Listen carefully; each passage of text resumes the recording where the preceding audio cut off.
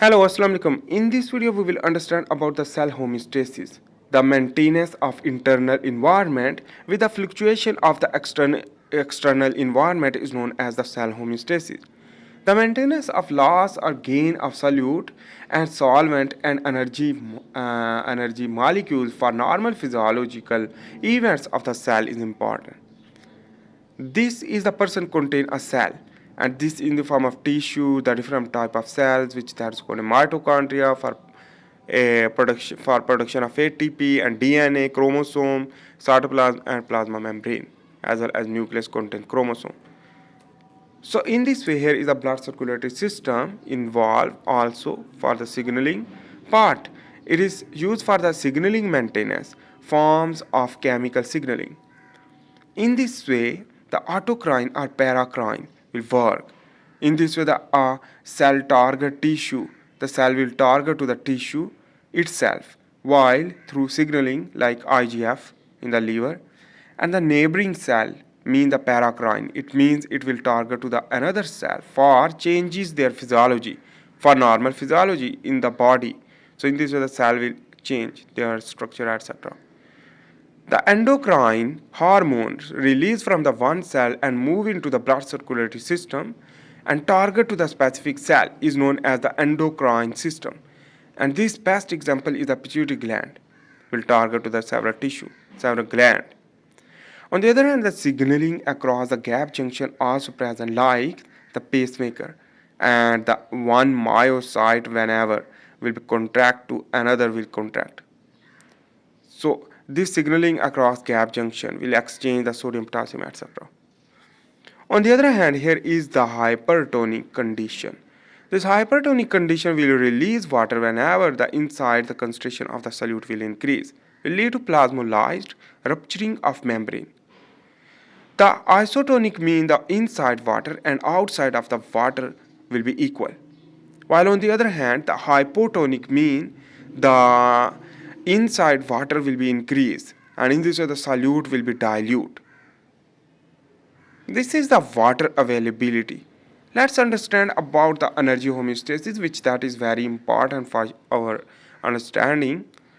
So this is the blood circulatory system. Whenever you will eat some food contain sugar, will trigger the insulin through pancreas, will produce insulin from the beta cell, and it will be increase the glucose level in the blood, will release this insulin and bind with the insulin receptor to influx into the cell through glut channel, and in this way the increase of the glucose is the glucose in the cell will lead to mitochondria function more after the glycolysis to pyruvate will produce more energy. Remember, this is the major thing.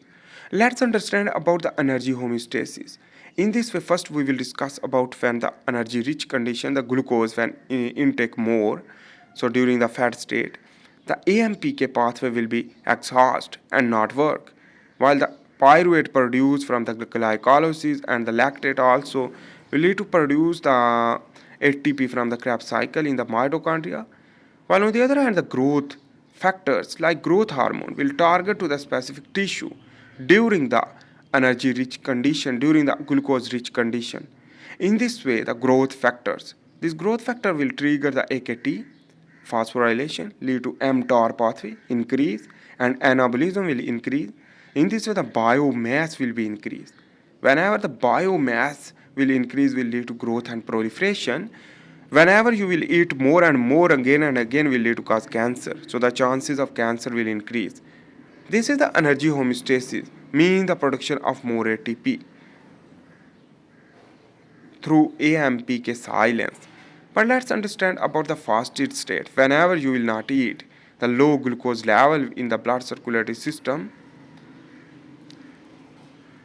the rising of the glucose will trigger the growth factors from the pituitary gland, but the decline of the glucose will inhibit it.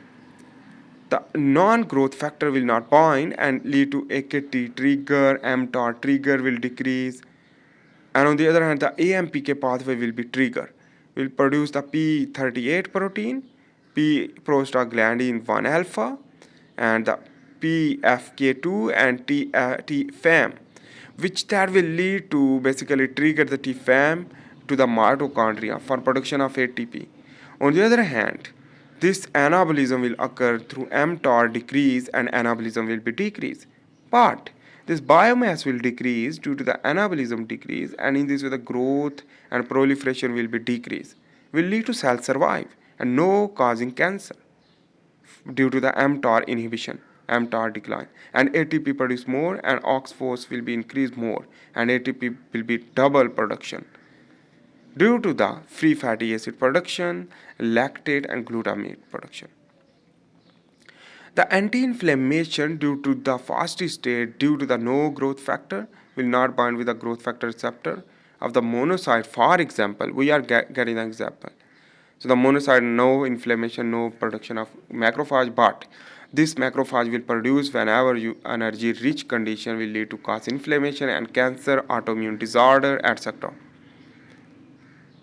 This is the proliferation of the immune cell. That is the best example for understanding. Remember, the one important thing for your understanding, during the energy rich condition, the glucose increase will lead to AMPK silent, while the activate during the fasting state. This is the major mechanism. And AMPK will trigger the energy production during the fasting state. And the cell will survive.